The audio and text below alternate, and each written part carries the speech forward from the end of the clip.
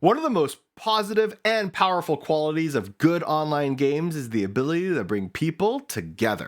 Whether you're running a restaurant in Roblox or surviving in Minecraft, playing alongside friends can raise games to the next level. If you're watching this video, chances are you bond with friends playing video games online, and those friendships are important to you. How can video game designers design their games to promote online friendship formation? Here are 4 steps to design your game to promote online friendship formation. Proximity means that players can identify one another and have repeat, serendipitous interactions with one another.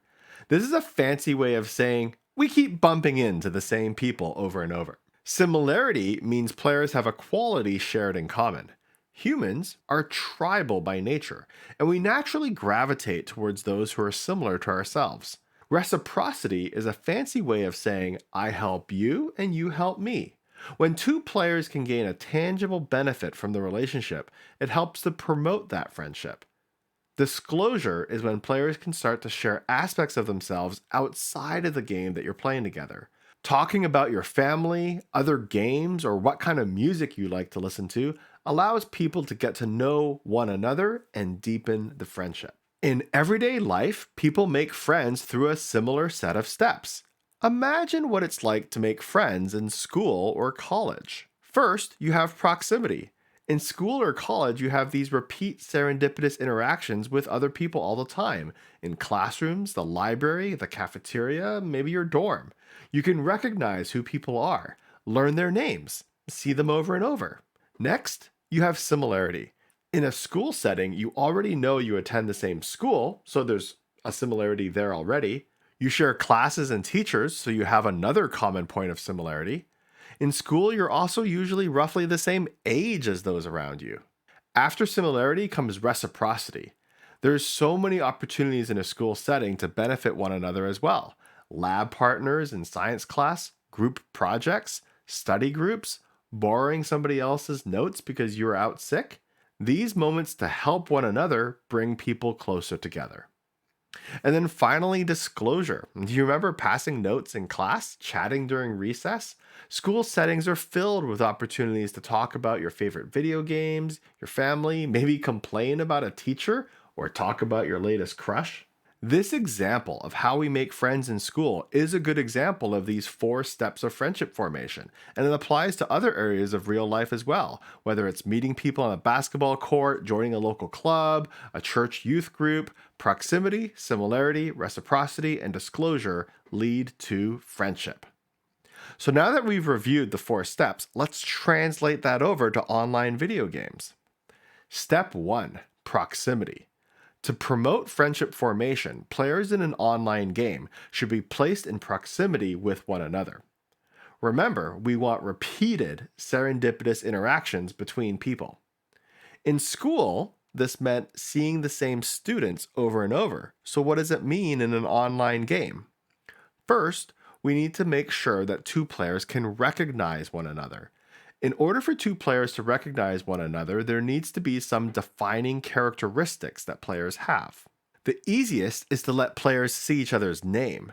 Beyond a name, character customization and cosmetic options can be additional ways that players can make themselves identifiable and recognize one another as a result. Note that being able to change your name or appearance at any time, as often as you want, that's good for self-expression, but works against identification and by extension can inhibit friendship formation. Once players can easily identify one another, you want to create repeat serendipitous interactions. This can be done in online games by creating situations where players are likely to be online at the same time as other people. This can be done in online games by creating situations where players are likely to be online at the same time as other people. Clans or guilds are good at this. If you're in the same clan as other people and then you're online at the same time, you're more likely to recognize each other and bump into each other more often. Another approach is to have separate worlds that each hold a certain number of players, such as Minecraft servers or server shards in an MMO. Hub towns, where many players pass through a shared social space repeatedly, are yet another way to try and create those repeat interactions. Another good way to create repeat interactions is scheduled events. Back in school, class started with the teacher at a specific time. If a classroom with 20 students just allowed students to show up whenever they wanted, well, they'd rarely see each other and you wouldn't see the same people over and over. Scheduled events vastly increases the likelihood that two people will bump into each other again and again. The size of these communities is important. If a Minecraft server has 10,000 people, you might never run into the same person. But if your server has 50 people, you're far more likely to recognize people over time. Try to establish a population density that allows for players to bump into each other often. Step 2, Similarity. In the same way that making friends in school establishes similarity quickly because you're in the same school, share classes, and are likely around the same age, players in online games naturally also have much in common because, well, you like the same game. This can be further refined as players seek others with the same language or geography. Some players really value online games because it allows them to keep certain aspects of themselves private, such as age or appearance, and instead find similarities with other players based on qualities that they get to choose, such as a shared love for the game that you're playing or a similar sense of humor. Players will further look for others with similar in game goals or skill levels. On a platform like Roblox, there's so many game genres and minigames, players who recognize others who enjoy the same genre of minigame as themselves might try to connect. Some online games further encourage similarity by creating tribal identities in which two sides are fighting against one another. Nothing unites strangers quite like a common enemy. Step 3, Reciprocity. The third step in friendship formation is reciprocity. This means I do something for you, you do something for me, and we're both better off for it. The amount of effort required can help to deepen the friendship. As players begin to rely on one another more and more, the level of trust and friendship deepens. Minecraft can be played alone, but you could also join a small survival server. This is a good example of parallel play and ambient co-op. You have your neighbors, but you're largely playing on your own. We could deepen the friendship by moving to soft co-op, in which we're intentionally helping others. In Clash Royale, you can donate cards to a team member, which could lead to you participating in a clan war together, which could lead even further down the line to playing a 2v2 mode later. In co-op games, such as Deep Rock Galactic, Destiny 2, or Fortnite, if one team member falls, another team member can come over to resurrect you. In many open world shooters, there are vehicles explicitly set up so that one person can drive while another person takes a gunner seat. Beyond intentional benefit, you could also require good collaboration in order to progress. Games like League of Legends have explicit top, mid, damage, jungler, and support roles. As you get farther into the game, you need to work together in order to succeed. The result over time of reciprocity is it helps to build trust. Building this trust lays the groundwork for step 4, disclosure. Disclosure means players have built up sufficient levels of trust with one another that they begin to talk about things outside of the game.